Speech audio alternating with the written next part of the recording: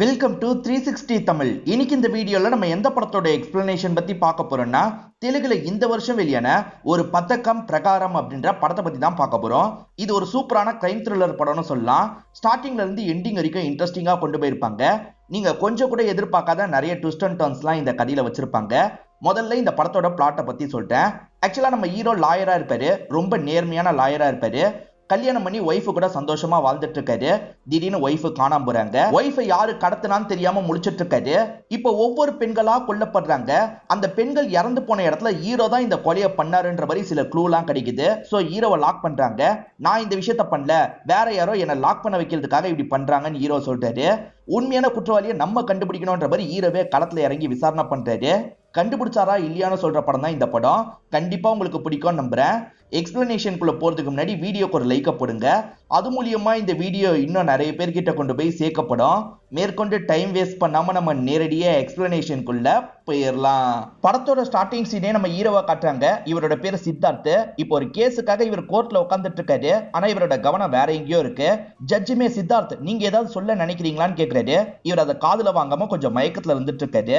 எதிர் தரப்பு லாயர் பேரு சின்ன பாபு அப்படின்றது. சின்ன பாபுவும் ஹீரோவை கிண்டல் பண்ற மாதிரி பேசுறாரு. சாரோட கவனம் இங்க இல்ல சார், இப்ப ட்ரக்ஸ் எடுக்கிறாரு, நிறைய பொண்ணுங்க பின்னாடி சுத்துறாரு, அதுலதான் கவனம் இருக்கு போலன்ற மாதிரி சொல்றாரு. இப்ப நம்ம ஹீரோ சுய நினைவுக்கு வந்துடுறாரு. சின்ன பாபு சொன்னார்ல அந்த விஷயத்தை கவனிச்சிடுறாரு. என்ன பத்தி தேவையில்லாம பேசாதன்ற மாதிரி சொல்றாரு. நான் தேவையில்லாம பேசல, உண்மையதான் பேசுறேன்ற மாதிரி சின்ன பாபு சொல்றாரு. அவர் அத்தனை வாட்டி கூப்பிட்டோம் கண்டுக்காம இருந்தியே, போதையில் தானே இருக்கன்ற மாதிரி கேட்கிறாரு. சரி நான் போதை எடுக்கிறது உண்மைதான், ஆனா கோர்ட்டுக்கெல்லாம் போதை எடுத்துட்டு வர மாட்டேன்ற மாதிரி இவர் சொல்றாரு. இல்ல நீ எடுத்துட்டு வந்திருக்கன்ற மாதிரி அவர் கிண்டல் பண்றாரு. இதனால அவர் அடிக்கவே போயிடுறாரு. இதை கவனிச்சிட்டு இருக்க ஜட்ஜுமே டென்ஷன் ஆயிடுறாரு. இவரை கொஞ்ச நாள் பிராக்டிஸ் பண்ணக்கூடாதுன்ற மாதிரி சொல்லிடுறாரு. அதுக்கான நோட்டீஸும் ஹீரோக்கு வந்துருது. ஹீரோ செம்மையா அப்செட்ல இருக்காருல, அந்த நோட்டீஸை கொளுத்துறாரு. ஹீரோ எதனால இப்படி மாறினார்னு ஒரு கேள்வி இருக்குல்ல, இப்பதான் ஒரு பிளாஷ்பேக்கை காட்டுறாங்க. சாப்டர் 1 போட்டு காட்டுறாங்க. இப்போ ஒரு கேஸை பத்தி தான் எல்லாருமே பேசிட்டு இருக்காங்க. ஒரு சின்ன பொண்ணை யாரோ ரேப் பண்ணிருக்காங்க. யாரு என்னன்னு தெரியல. ஒரு ரவுடியும் ஆளுங்களும் தான் இதுக்கு பின்னாடி இருக்க வாய்ப்பு இருக்குன்ற மாதிரி பேரண்ட்ஸ் கம்ப்ளைண்ட் கொடுத்திருப்பாங்க. ஆனா போலீஸ் அவர் இல்லன்ற மாதிரிலாம் சொல்லிட்டு இருக்காங்க. இப்போ இந்த கேஸ் கோர்ட்டுக்கு வந்துருது. அந்த பொண்ணோட ஃபேமிலி தரப்புக்காக தான் ஹீரோ வாதாடுறதுக்காக வந்திருக்காரு. அந்த ரவுடியை காப்பாத்துறதுக்காக சின்ன பாபு வாதாடுறதுக்காக வந்திருக்காரு. இவங்க ரெண்டு பேருக்குள்ளயும் பயங்கர ஆர்கியூமெண்ட்லாம் போயிட்டு இருக்கு. போலீஸ் கூட அந்த ரவுடிக்கு தான் சப்போர்ட் பண்ணி இந்த இடத்துல ஸ்டேட்மெண்ட்லாம் கொடுத்துட்டு இருக்காரு. ஆனா உண்மையிலேயே அந்த ரவுடி தான் அந்த சின்ன பொண்ணு கிட்ட தப்பா நடந்திருக்கான். ஃபேமிலி அதை கண்ணால பார்த்து பயங்கரமா ஃபீல்லாம் பண்ணிருப்பாங்க. அந்த சம்பவம் நடக்கும்போது ரவுடி இந்த ஊர்லயே இல்லன்ற மாதிரி சின்ன பாபு சொல்றாரு. ஆனா இந்த ஊர்ல தான் இருந்தாருன்றதுக்காக ஹீரோ சில எவிடன்ஸ் எல்லாம் காட்டுறாரு. இதை ரொம்ப டீடைலா காட்ட மாட்டாங்க. இவர் எவிடன்ஸை காமிச்சு ப்ரூவ் பண்ணிடுறாரு. அதனால அந்த ரவுடிக்கு தண்டனை கிடைச்சிருது. இப்ப வெளியே வந்து ஹீரோவா மீடியாக்கள் கிட்ட பேட்டி தராரு. தப்பு பண்ணவங்களுக்கு கண்டிப்பா தண்டனை கிடைக்கணும்ன்ற மாதிரிலாம் சொல்றாரு. அந்த ரவுடி ஹீரோ மேல செம்ம கோவத்துல இருக்கான். உன்னை விட மாட்டேன்டா, உன் ஃபேமிலியில யாரையும் விட மாட்டேன்டா அப்படின்ற மாதிரி வார்னிங் கொடுத்துட்டு போறான். ஹீரோவோட அப்பா அம்மாவும் லாயரா இருந்திருப்பாங்க. ஆனா அவங்க இறந்து போயிருப்பாங்க. இப்போதைக்கு ஹீரோவோட வீட்டுல தங்கச்சி மட்டும் தான் இருக்காங்க. அவங்க பேரு பிரியா அப்படின்றது. ஹீரோக்கு ஒரு அக்கா இருக்காங்க. அவங்க கல்யாணம் முடிஞ்சு வேற வீட்டுக்கு போயிருப்பாங்க. இப்ப தங்கச்சியை பாத்துக்கிற பொறுப்பு இவருக்கு தான் இருக்கு. இவருமே தங்கச்சியை நல்ல லெவல்ல படிக்கலாம் வச்சிட்டு இருக்காரு. இப்ப ஹீரோ ஒரு வயசான கப்புல பார்த்தா அவங்க கிட்ட கையெழுத்து வாங்குறதுக்காக வந்திருக்காரு. உங்க பையன் ஏற்கனவே பேசிட்டு தான் சொன்னாரு, பிசினஸுக்காக தான் கையெழுத்து கேட்டாருன்ற மாதிரிலாம் சொல்றாரு. பேரண்ட்ஸுக்கு கையெழுத்து போடுறதுல பெருசா விருப்பம் இல்ல. சரி பையனுக்காக போடலான்ற மாதிரி ஒரு ஸ்டேஜ்ல கையெழுத்து போடுறதுக்காக வராங்க. போடாதீங்க போடாதீங்கன்ற மாதிரி சீத்தான ஒருத்தங்க சொல்றாங்க. இந்த ஆசிரமத்துல நடுவில் ஹெல்ப் பண்றதுக்காக வருவாங்க போல. போடாதீங்க போடாதீங்கன்ற மாதிரி இந்த இடத்துக்கு வந்துட்டு இருக்காங்க. இவருமே அவங்கள பாக்குறாரு. பார்த்தோன்னே இவருக்கு ரொம்ப பிடிச்சிருது. இப்ப சீதாவும் விஷயத்த சொல்றாங்க. ஆக்சுவலா அந்த பையன் இருக்காரு பாத்தீங்களா, அப்பா அம்மானு கூட பார்க்காம ஆசிரமத்துல சேர்த்திருப்பாரு. இப்ப அவங்களோட சொத்து மட்டும் பையனுக்கு வேணுமாமா, இதெல்லாம் கையெழுத்து போட முடியாதுன்ற மாதிரி இவங்க கோபமா சொல்றாங்க. ஐயோ சாரிங்க, அவர் அப்படிப்பட்டவர்னு எனக்கு தெரியாது, தெரிஞ்சிருந்தா நானே கையெழுத்து வாங்க வந்திருக்க மாட்டேன்ற மாதிரி இவர் மன்னிப்புலாம் கேட்கிறாரு. நீங்க எதுக்கு மன்னிப்பு கேட்குறீங்க, பரவாயில்லன்ற மாதிரி சொல்றாங்க. இப்ப இவருமே சிரிச்சுக்கிட்டே இந்த இடத்த விட்டு கிளம்ப ஆரம்பிக்கிறாரு. இவங்களும் லைட்டா ஸ்மைல்லாம் பண்ணிட்டு இருக்காங்க. இவருக்கு லைட்டா பிடிக்க ஆரம்பிச்சிருச்சுல, இவங்களை பார்த்துக்கிட்டே போறாரு. இவங்களை பொறுத்த வரைக்கும் ஆர்கியாலஜிஸ்டா இருப்பாங்க. பழங்காலத்து பொருள்லாம் எடுப்பாங்கல்ல, இவங்களுக்கு பழங்காலத்து பொருள்னா ரொம்ப பிடிக்கும். இப்ப ஹீரோவும் சீதாக்கு மெசேஜ் பண்றாரு. இது அந்த லாயர் தானே அப்படின்ற மாதிரி அவங்களும் பதிலுக்கு ரிப்ளை பண்றாங்க. இவங்க ரெண்டு பேருக்கும் ஒருத்தர் பிடிக்க ஆரம்பிச்சிருச்சு போல. கூடிய சீக்கிரத்திலேயே இவங்க ரெண்டு பேர் லவ் பண்ண ஆரம்பிச்சிட்டாங்கன்ற மாதிரி நமக்கு காட்டுறாங்க. ஆக்சுவலா சீதாவை பொறுத்த வரைக்கும் யாருமே கிடையாது, அனாதையா இருப்பாங்க. அதனால தான் ஆசிரமத்துல போய் இவங்களா ஒர்க்லாம் பண்ணுவாங்க.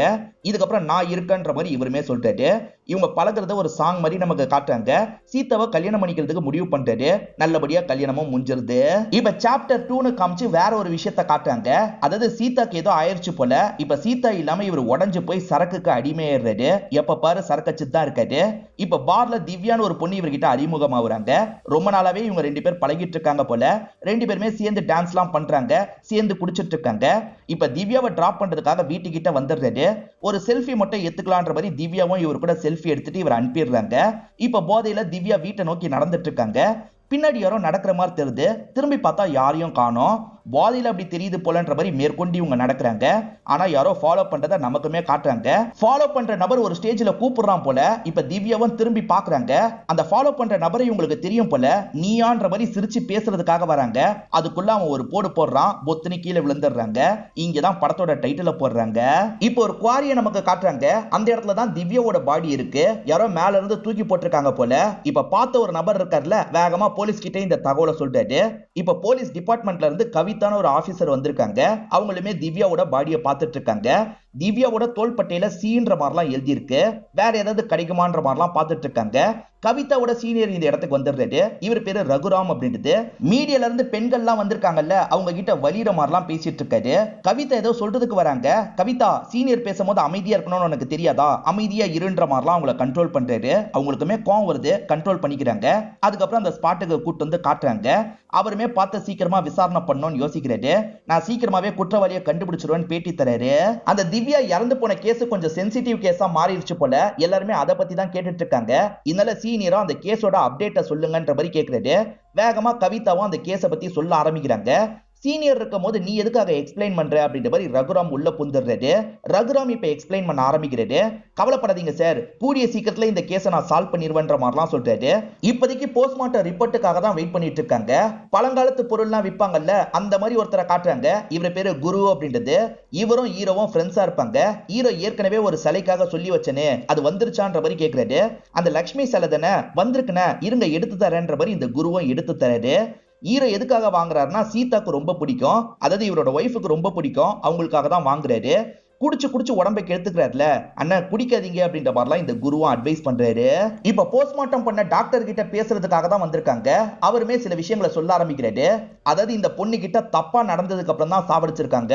அதுவும் ஒரு வாட்டி ரெண்டு வாட்டி இல்ல, பல வாட்டி அவன் தப்பா நடந்திருக்கான். சீமன் சாம்பிள்லாம் எனக்கு கிடைச்சிருக்கு. சீமன் சாம்பிளை வச்சு பார்க்கும்போது அவனோட பிளட் குரூப் ஏபி நெகட்டிவ் அப்படின்ற மாதிரி சொல்லிட்டாரு. அதே சமயம் வயிற்றுக்குள்ள ஒரு பூச்சியை விட்டு கொடூரமா சாவடிச்சிருக்கான். ரிவெஞ்சுக்காக தான் இந்த விஷயத்த பண்ணிருக்கான்ற மாதிரிலாம் சொல்றாரு. பிரியாவும் டைனிங் டேபிள்லயே படுத்து தூங்கிட்டு இருக்காங்க. வந்த ஹீரோ இன்னும் சாப்பிடலையான்னு கேக்குறாரு. உனக்காக தான் வெயிட் பண்ணேன்னு சொல்றாங்க. எனக்காக வெயிட் பண்ணாதன்னு எத்தனை வாட்டி சொல்லியிருக்கேன். நீ சீக்கிரமா சாப்பிட்டு படுத்து தூங்குன்ற மாதிரி இவரும் படுக்கிறதுக்காக ரூம் வந்துடுறாரு. இவரோட ஒய்ஃபை மிஸ் ஆயிட்டாங்க போல, அதை நினைச்சுதான் ஃபீல் பண்ணிட்டு இருக்காரு. ஒய்ஃபுக்காக தான் இந்த சிலையை வாங்கியிருப்பாரு. அந்த சிலையை பார்க்கும்போது பிளாஷ்பேக்கை நமக்கு காட்டுறாங்க. ஆக்சுவலா ஒய்ஃபை அடிக்கடி பழைய பொருள்லாம் கேட்பாங்க. அந்த மாதிரி ஒரு சிலையை கேட்டிருக்காங்க. நான் வாங்குறேன்ற மாதிரி ஒய்ஃபு கிட்ட சொல்லிடுறாரு. குரு இவரோட ஃப்ரெண்டு தானே, குருவை பார்க்கறதுக்காக வராரு. குரு கிட்ட அந்த சிலையை வாங்கிடுறாரு. ஒய்ஃபுக்கு கால் பண்ணி இன்னைக்கு வெளியே போலான்னு சொல்லிட்டாரு. சரின்ற மாதிரி ஒய்ஃபு ஏத்துக்கிறாங்க. இவங்க ரெண்டு பேருமே பர்ச்சேஸ் பண்றதுக்காக ஒரு கடைக்கு வந்திருக்காங்க. ரெண்டு பேருமே மாத்தி மாத்தி ட்ரெஸ் எல்லாம் பார்த்துட்டு இருக்காங்க. ஹீரோ சில டிஷர்ட்டை வாங்கிடுறாரு. பில்லு போடுறதுக்காக தள்ளி வந்துடுறாரு. அந்த சமயம் ஒய்ஃபு மட்டும் அவங்களுக்காக ட்ரெஸ்ஸை பார்த்துட்டு இருக்காங்க. அப்படி பார்த்துட்டு இருக்கவங்களுக்கு ஏதோ ஆகுது போல. என்ன ஆகுதுன்னு நமக்கு தெரியல. இப்ப இவருமே ஒய்ஃபை தேடி வராரு. ஒய்ஃப் அந்த கடையிலேயே இல்ல. ஒய்ஃப் எங்க தான் போனாங்கன்னு தேடிட்டு இருக்காரு. ஒய்ஃபை எங்க தேடியும் கண்டுபிடிக்க முடியல. இப்ப ஒய்ஃப் நம்பருக்கு கால் பண்றாரு. பார்த்தா ஒய்ஃப் போனை வீட்லயே விட்டு போயிருக்காங்க போல. தங்கச்சி தான் என்னாச்சுன்ற மாதிரி கேக்குறாங்க. ஒண்ணு இல்லைன்னு சொல்லிட்டு மேற்கொண்டு தேடுறாரு. இவரால ஒய்ஃபை கண்டுபிடிக்க முடியல. லோக்கல் ஸ்டேஷன்ல கம்ப்ளைண்ட் பண்ணலான்ற மாதிரி கம்ப்ளைண்ட் பண்றதுக்கு வந்துடுறாரு. இவருக்கு ஆகாத இன்ஸ்பெக்டர் தான் அந்த இடத்துல இருக்காரு. வாங்க லாயர் சார், என்ன விஷயம்ன்ற மாதிரிலாம் தெனாவட்டா கேக்குறாரு. சரி, என் ஒய்ஃபு காணோம், கண்டுபிடிச்சு தாங்கன்னு கேக்குறாரு. காணோன்னு சொன்னோன்னே தேடி கண்டுபிடிச்சு தந்துருவாங்களா? அதான் கம்ப்ளைண்ட் கொடுத்துட்டல போன்ற மாதிரி அந்த இன்ஸ்பெக்டர் சொல்லிட்டாரு. நடந்த விஷயத்த பத்தி இவருமே அக்கா கிட்ட சொல்றாரு. கடையில உன் கூட இருந்தவ சொல்லாம கொள்ளாம எங்கடா போயிருப்பான்ற மாதிரி அக்கா கேக்குறாங்க. அதுதான் எனக்கும் புரியலன்ற மாதிரி இவருமே ஃபீல் பண்ணிட்டு இருக்காரு. இப்ப இவருமே ஜெயில இருக்க அந்த குற்றவாளியை பாக்குறதுக்காக வராரு.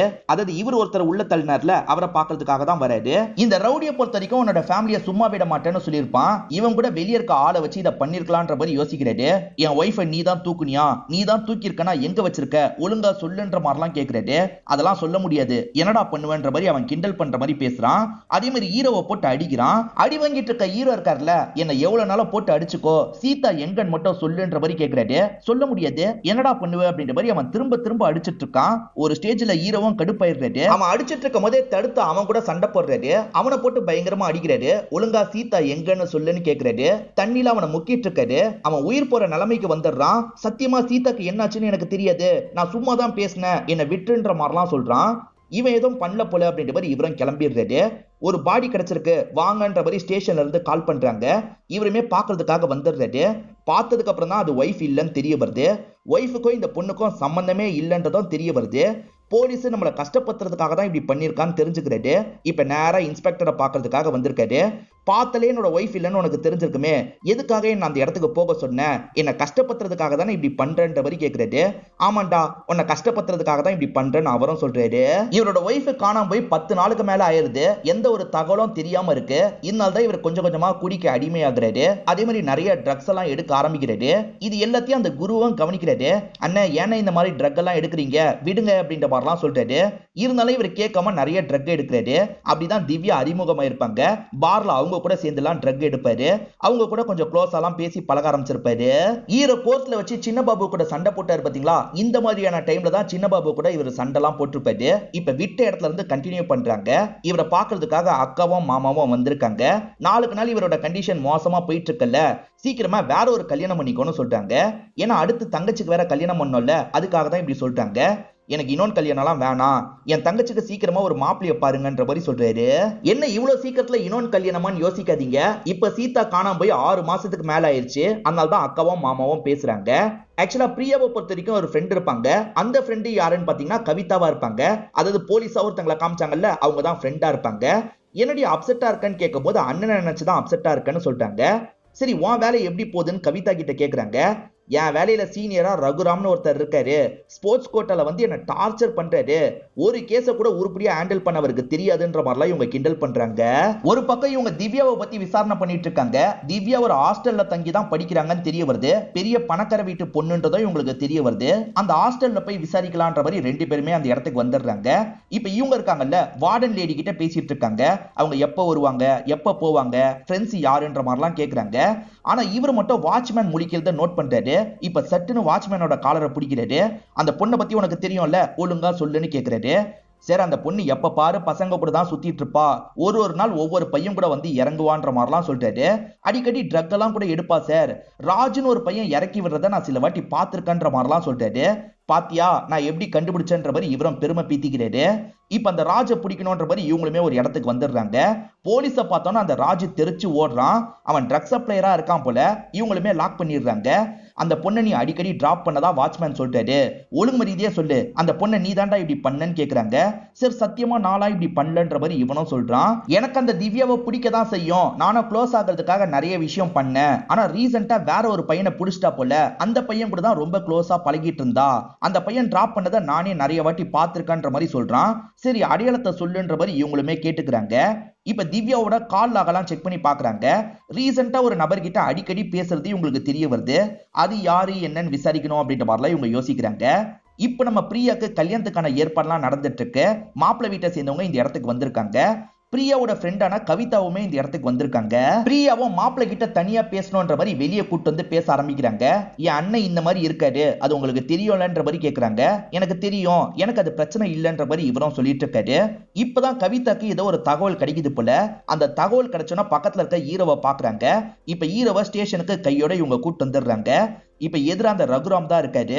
ஹீரோவை சந்தேகப்படுற மாதிரி தான் பேசுறாங்க. ஹீரோக்கு எதிராக சாலிடா நிறைய எவிடன்ஸ் கிடைச்சிருக்கு போல. இந்த பொண்ணு யாருன்னு தெரியுமான்ற மாதிரி திவ்யாவோட போட்டோவை காட்டுறாங்க. சார் தெரியும் சார், இவன் என்னோட ஃப்ரெண்டு அப்படின்ற மாதிரி சொல்றாரு. ஏன் என்னாச்சுன்ற மாதிரியும் கேட்கிறாரு.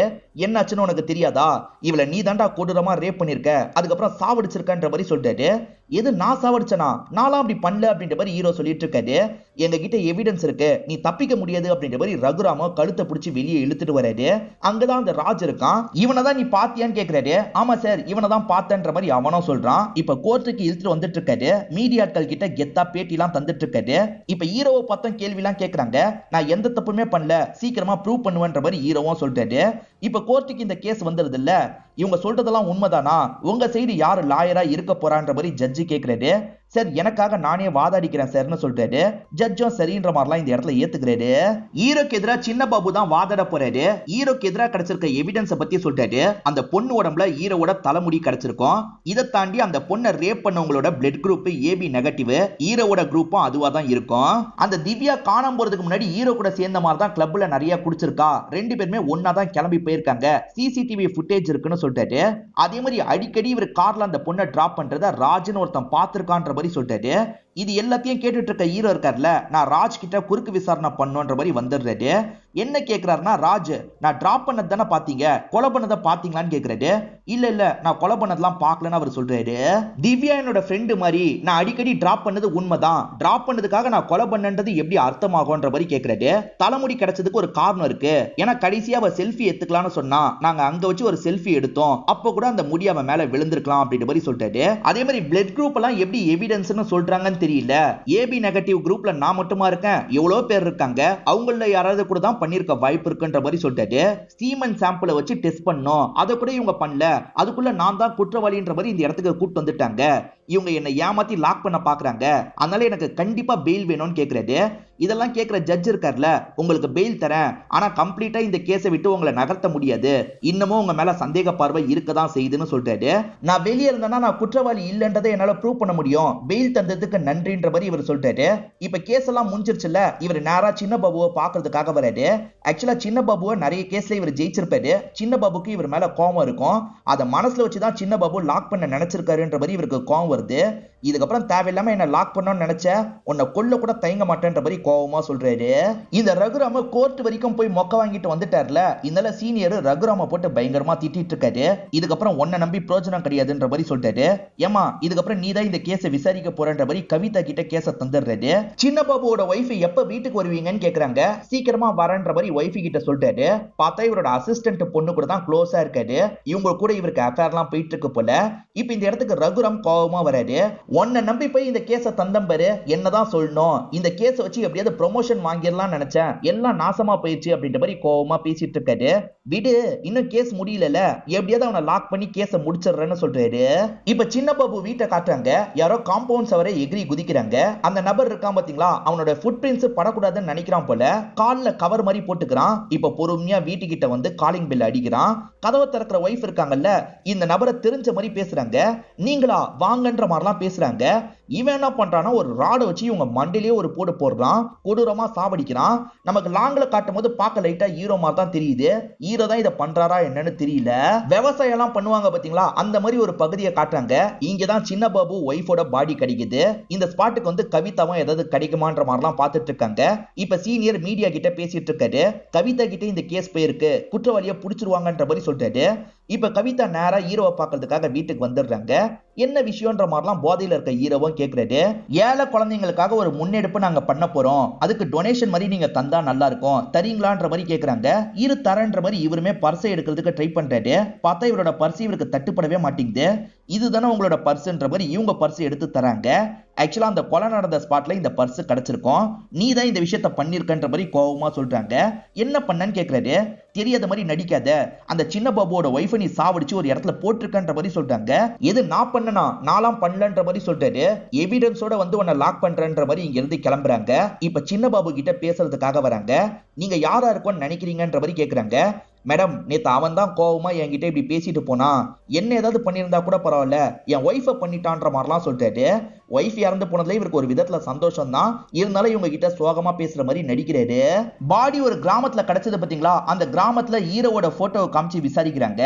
அதாவது பாடியை போடுறதுக்காக வரும்போது பார்த்திருக்க வாய்ப்பு இருக்குல்ல, அப்படி விசாரிச்சு பாக்குறாங்க. நிறைய பேர் பார்க்கலன்னு சொல்லிட்டாங்க. நம்மளை யாரோ இந்த கேஸ்ல மாட்ட வைக்க பாக்குறாங்கன்னு ஹீரோக்கும் புரியுது. ஹீரோவும் ஒரு சைடு கேஸ் சார்ந்து நிறைய விசாரணை பண்றாரு. இவருக்கு தெரிஞ்ச ஒரு அங்கிள் கிட்ட ஹெல்ப் கேக்குறாரு. அதாவது அக்காவோட வீட்டுக்காரரு கிட்ட ஹெல்ப் கேக்குறாரு. நிறைய விசாரணை பண்ணதுல ஹீரோ ஏதோ கண்டுபிடிச்சிடுறாரு போல. கவிதாக்கு மேல ஒரு சீனியர் இருந்தார்ல, அவர்கிட்ட பேசணும்ன்ற மாதிரி பர்மிஷன் வாங்கிடுறாரு. அந்த இடத்துல தான் கவிதாவும் இருக்காங்க. சீனியர் என்ன விஷயம்ன்ற மாதிரி கேக்குறாரு. சார், இந்த விஷயத்த நான் பண்ணல, ஆனா என்ன மாட்ட வைக்கணும்னு யாரோ இதை பண்ணிட்டு இருக்காங்க, நான் சில விஷயங்களை தெரிஞ்சுக்கிட்டேன்ற மாதிரி சொல்ல ஆரம்பிக்கிறாரு. அதாவது திவ்யாவோட பாடி ஒரு இடத்துல கிடைச்சது பாத்தீங்களா, அந்த இடத்துல செக் பண்ணலான்ற மாதிரி இவர் செக் பண்றதுக்காக வந்திருப்பாரு. அப்படி செக் பண்ணும்போது அந்த இடத்துல கிரெயின்ஸ் எல்லாம் கிடைச்சிருக்கும். அதாவது விவசாயம் பண்ணும்போது அந்த விதை மாதிரிலாம் இருக்கும் பாத்தீங்களா, அதெல்லாம் இந்த இடத்துல கிடைச்சிருக்கும். இந்த பகுதியில எப்படி இதெல்லாம் வரும்ன்ற மாதிரி யோசிக்கிறாரு. இதை ஃபாலோ பண்ணலான்ற மாதிரி ஃபாலோ பண்ணி போறாரு. அப்பதான் ஒரு கல்லுல சீன்ற மாதிரி எழுதி இருக்கு. அவங்க பாடியிலயும் சீனு எழுதி இருக்கும். இது எதுக்காக எழுதி இருக்குன்னு யோசிக்கிறாரு. ஆக்சுவலா விவசாயம் சம்பந்தப்பட்ட பொருள் கிடைச்சது பாத்தீங்களா, ரெண்டாவது படி கரெக்டா அந்த மாதிரியான ஒரு இடத்துல தான் கிடைச்சிருக்கும். அப்ப ரெண்டாவது பாடி கிடைச்ச இடத்துல மூணாவது பாடிக்கான க்ளூ இருக்க வாய்ப்பு இருக்குன்ற மாதிரி இவரா அந்த இடத்த நல்லா அனலைஸ் பண்ணிருப்பாரு. அந்த இடத்துல ஏதோ கயிறு மாதிரி கிடைக்குது, பீன்ற ஒரு வார்த்தையும் கிடைக்குது. சரி, இந்த கொலையை பண்றவனே க்ளூ மாதிரி விட்டுட்டு போறான், க்ளூ தரேன் அப்பயாவது கண்டுபிடிச்சுக்கோங்கன்ற மாதிரி தான் நம்ம கிட்ட சேலஞ்ச் பண்றான். அதே மாதிரி இந்த விஷயத்த பண்றவன் என்ன மாட்டி விடணும்னு நினைக்கிறான், யாரு என்னன்னு எனக்கு தெரியலன்ற மாதிரி சொல்லிட்டாரு. முதல் கொலைக்கும் ரெண்டாவது கொலைக்கும் 10 நாள் கேப். இப்ப இன்னும் 10 நாள் ஆயிடுச்சு. எனக்கு தெரிஞ்சு மூணாவது கொலையே நடந்திருக்கலாம். ஒரு காட்டன் ஃபேக்டரியில தான் அது நடந்திருக்க வாய்ப்பு இருக்கு. ஏன்னா எனக்கு இந்த இடத்துல வந்து த்ரெட் தான் கிடைச்சது. சோ அவன் மீன் பண்றது காட்டன் ஃபேக்டரியை தான் அப்படின்ற மாதிரி சொல்லிட்டாரு. இவர் சொல்றதுல கொஞ்சம் வேலிட் பாயிண்ட் இருக்க மாதிரி சீனியருக்கு தோணுது. இவர் கூட சேர்ந்து செயல்படுங்கன்ற மாதிரி கவிதா கிட்ட சொல்றாரு. இந்த ஊர்ல இருக்க நிறைய துணி ரெடி பண்ற ஃபேக்டரி ரன்னிங்ல தான் இருக்கும். ஒரே ஒரு ஃபேக்டரியை மட்டும் தான் க்ளோஸ் பண்ணிருப்பாங்க. நம்ம அந்த இடத்துக்கு தான் போயிட்டு இருக்கோம்ன்ற மாதிரி கவிதா கிட்ட சொல்றாரு. இப்ப ரெண்டு பேருமே அந்த ஃபேக்டரிக்கு வந்துடுறாங்க. இங்க ஏதாவது கிடைக்க வாய்ப்பு இருக்குன்ற மாதிரிலாம் யோசிக்கிறாங்க. ரெண்டு பேருமே சேர்ந்த மாதிரி ஒவ்வொரு இடமா தேடிட்டு இருக்காங்க. அப்படி தேடி வரும்போது ஒரு இடத்துல தான் இவங்களுக்கு ஒரு பாடி கிடைக்குது. அங்க ஃப்ரிட்ஜ் மாதிரி ஒண்ணு இருக்கும். அந்த இடத்த ஓபன் பண்ணும் போது தான் இவங்களுக்கு பாடி கிடைக்குது. இந்த பொண்ணு யாருன்னு தெரியல, ரேண்டமா கிடைச்ச பொண்ணு போல. இந்த இடத்துல ஐன்ற ஒரு எழுத்து கிடைச்சிருக்கு. அதே மாதிரி பசில் பண்ற மாதிரி சில பேப்பர்லாம் இவங்களுக்கு கிடைச்சிருக்கு. பசில் பண்ணி இதை சால்வ் பண்ணணும்னு யோசிக்கிறாங்க. இது வரைக்கும் 3 எழுத்து கிடைச்சிருக்கு. ஐபிசின்ற எழுத்து தான் கிடைச்சிருக்குன்ற மாதிரி இவர் சொல்றாரு. ஒரு பேப்பர் கிடைச்சது பாத்தீங்களா, அதை இவங்க ரெண்டு பேருமே சேர்ந்த மாதிரி சால்வ் பண்றதுக்கு ட்ரை பண்றாங்க. அதை சால்வ் பண்ண வேற ஒரு இடத்த காட்டுது. அந்த இடத்துக்கு போய் பார்க்கலாமான்னு யோசிக்கிறாங்க. போய் பார்க்கலான்ற மாதிரி இவங்க ரெண்டு பேருமே கிளம்பி அந்த இடத்துக்கு வந்துடுறாங்க. அங்க ஒவ்வொரு பசிலா இருக்கு. அந்த பசிலை இவங்க ரெண்டு பேருமே சேர்ந்த மாதிரிலாம் சால்வ் பண்ணிட்டு இருக்காங்க.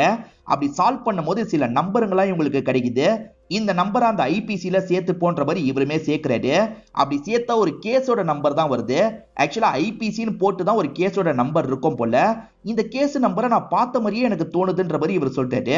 இவரோட கேஸ் டீடைல்லாம் இருக்கும் பாத்தீங்களா, அதை பார்க்கறதுக்காக இவரோட இடத்துக்கு வந்துடுறாரு. இவரோட கேஸ் ஃபைல்லாம் செக் பண்ணும்போது ஒரு கேஸ்ல கரெக்டா இது மேட்ச் ஆகுது. இது என்ன கேஸ்ன்னு பார்க்கலான்ற மாதிரி இவருமே அந்த கேஸை பத்தி தெரிஞ்சுக்கிறாரு.